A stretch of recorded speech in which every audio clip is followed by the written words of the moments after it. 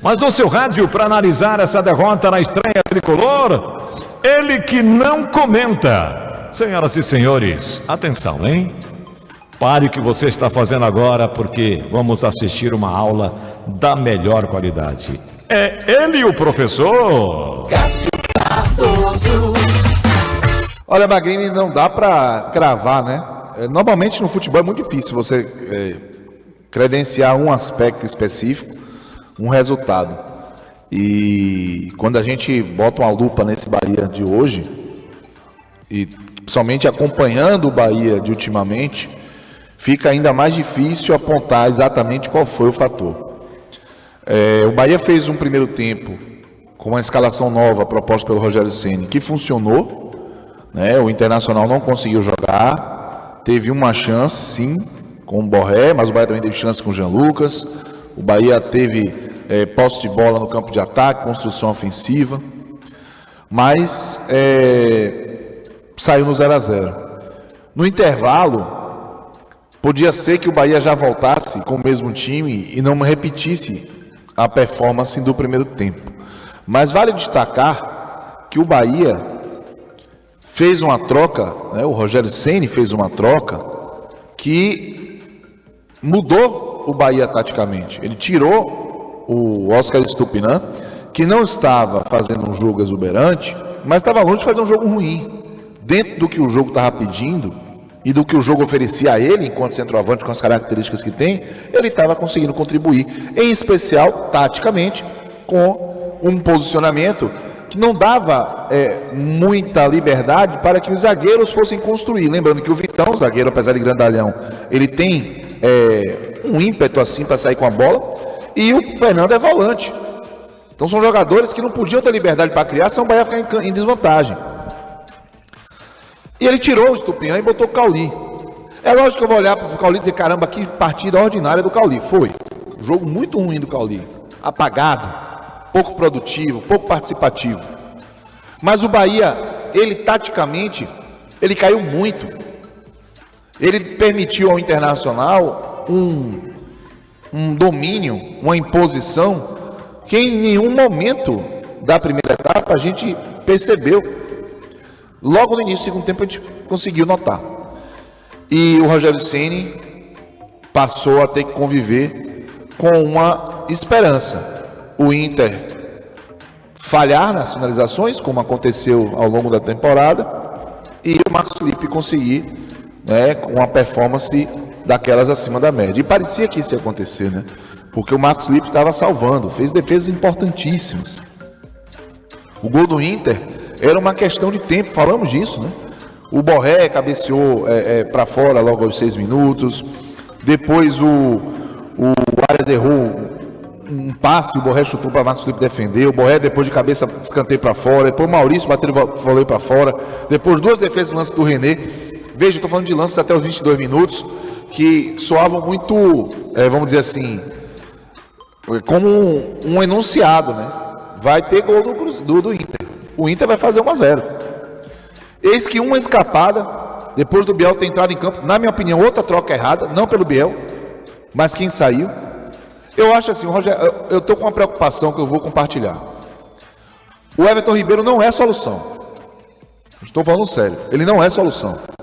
O que ele não pode é virar problema. Se ninguém perceber que o Everton Ribeiro não pode jogar 90 minutos, se ninguém perceber que o Everton Ribeiro não pode jogar longe da área, o Bahia vai jogar praticamente com um a menos. O Everton Ribeiro está sofrendo, gritando fisicamente, não consegue acompanhar a dinâmica do jogo, não consegue acompanhar o próprio raciocínio. Só vê o que aconteceu no primeiro tempo. No primeiro tempo, ele estava com o tanque cheio do ponto de vista de oxigênio. E mesmo assim a bola ficou para trás, ele tentou fazer um lance que não conseguiu. Então assim, o Rogério fez duas alterações que poderiam ser a saída do Everton Ribeiro e não tirou nenhuma das duas. As duas primeiras alterações seriam corretas se ele tirasse o Everton Ribeiro. Quero botar o Cauli no jogo. Ok, Rogério, tira o Everton Ribeiro. Quero botar o Biel no jogo. Tira o Everton Ribeiro. Não tirou. E o Everton Ribeiro ficou lá fazendo a função de proteção do lado direito. Pega a bola no meio campo, faz um giro ali em torno do próprio eixo, é o máximo que ele consegue para fazer alguma coisa diferenciada. No mais, não cria, não produz e não marca. Mas é um estandarte. E aí, o Rogério não mexe. O Rogério foi mexer no Everton Ribeiro com o Depina, já na reta final, o Bahia estava tomando 2-1. Ou perto do tomar o segundo gol, mas estava mal. E aí, mesmo o Bahia mal, mesmo o Bahia tomando um bocado de finalização, mesmo o gol do Inter aparecendo, uma questão de tempo, o Bahia faz 1-0. O Bahia faz 1-0. Com o Biel, uma jogada que começou, uma jogada que parece que acontece uma por jogo, né? O Bahia constrói bem coletivamente, troca passes, infiltra, e o Biel chutou, a bola desviou ali no Vitão, né? E o Rocher não conseguiu defender. Caramba, vamos pegar a perspectiva do Internacional sem jogar nada, sem conseguir fazer gol, sem conseguir, no segundo tempo, finalizar com qualidade para vencer o Bahia. Tomou 1-0 no primeiro ataque. O Bahia chutou uma bola com o Cauli só no segundo tempo, antes do gol, que o Rocher defendeu com tranquilidade. E aí o Bahia faz 1-0. O Bahia não tem a mínima maturidade para lidar com esse cenário. Já aconteceu isso na primeira final do Campeonato Baiano no Barradão. O Bahia não tem maturidade para lidar com o contexto favorável de jogo, o que é uma distorção. Se você olha o elenco do Bahia, são jogadores experientes. Não é um time de jovens, mas parece um time de jovens que subiram agora para o principal. O Bahia abre uma vantagem e a vantagem esfarela. Era como se o time desligasse. E dessa vez não deu tempo da gente nem terminar o protocolo pós-gol aqui da rádio. Na hora que você chamou o Valência, o Inter empatou com a cobrança de lateral. E aí falhou, falhou o Marcos Felipe. Era um que estava faltando falhar na linha defensiva do Bahia. E aí, após o empate, ainda estava no lucro, porque o Bahia estava mal. E o Inter começou a perder fôlego. Estava muito claro que o Bahia sentiu, né? A gente já sabe a questão de 70 minutos, da parte física, vai virar um dogma, né? Olha o risco que isso está tomando, né? E quem botou essa sementinha, plantou e regou foi o próprio Rogério Ceni. Olha o risco que vai se tornar. Esse tal desses 70 minutos começaram a chamar a atenção. Só que chamou a atenção o Inter também. O Inter não estava bem, o Inter começou a perder fôlego, começou a devolver a bola ao Bahia como não estava fazendo.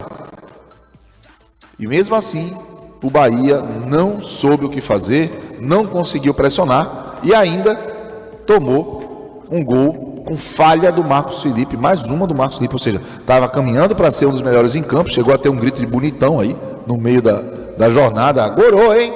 Alô, Pedrão Carvalho, brincadeira, velho. Não é porque é goleiro, velho. Goleiro e árbitro tem que esperar acabar. Hoje foi mais um exemplo clássico, né? Estava muito bem o Marcos Felipe, mas ele trocou de lado. Ele saiu do lado dos heróis e foi pro lado dos vilões. E aí o Inter fez 2-1 e acabou, né? Acabou. O Inter se defendeu, o Inter se agarrou o que podia ali, o Bahia sem fôlego, o Bahia sem mentalidade, né? O Rogério Ceni aí depois fez duas trocas que eu acho que foram corretas, mas já era um time que estava esvaziado taticamente, esvaziado fisicamente. Porque eu repito isso, viu, Magrini? Eu não acredito que é uma questão só associada à parte física. Para mim tem a parte psicológica, para mim tem a parte de correr errado. Tudo isso contribui para o time esgotar. E o Rogério, quando faz trocas ruins, esgota o time. Esgota, mentalmente e fisicamente. O Bahia é um time esgotado na primeira rodada do Campeonato Brasileiro. Então, é só a primeira rodada, faltam 37, né? O torcedor fica chateado quando se fala que a luta é para não cair, mas é isso, é esse recado que a gente recebe do Bahia há anos, né? É como se a Série A fosse assim, Série A e Bahia fossem incompatíveis. O Bahia simplesmente não consegue dar paz ao seu torcedor. Hoje perdeu de novo com justiça de um Internacional bem meia boca, um Internacional bem fragilizado, um Internacional muito aquém do que o elenco pode oferecer. Mas é o Bahia que segue aí apresentando suas fragilidades e deixando o torcedor muito preocupado em relação à sequência. O Bahia tem Fluminense terça-feira, precisa ganhar, jogo em casa, e depois tem um Bavi, né, no Barradão no próximo domingo. É um time que precisa de uma injeção de ânimo, mas além disso, precisa adquirir uma maturidade que é muito difícil de ser adquirida em tão pouco tempo. Então, torcedor do Bahia, tira o sal da comida, né, e vá com parcimônia, porque essa Série A pode reservar emoções não aguardadas e indesejadas, mesmo se tratando de um time com alto investimento.